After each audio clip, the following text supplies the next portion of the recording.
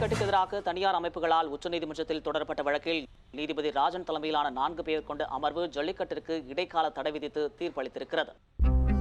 இந்த ஜல்லிக்கட்டு நடத்தக்கூடாதுன்ற கம்பெனி வருஷத்துக்கு 33,000 அனிமல்ஸை கருணை கொலைங்கிற பேர்ல கொன்னுகிட்டு இருக்காங்க.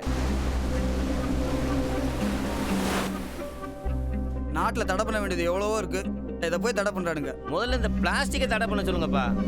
நடத்தணும்னு சொன்னா அதுக்கு ஒருத்தனும் வரமாட்டானுங்க. தடுக்கிறதுக்கு நான் மட்டும் ஆள் கிளம்பி வந்துருவானுங்க. கவர்மெண்ட்டே நடத்தலாம்னாலும் இவன மாதிரி ஆளுங்க விட மாட்டாங்க.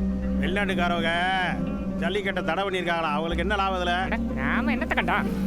காவேரியில் தண்ணி திறந்து விட சொல்லி சுப்ரீம் கோர்ட்டில் ஆர்டர் போட்டாங்க. இன்ன வரைக்கும் நடைமுறை கொண்டு வரல.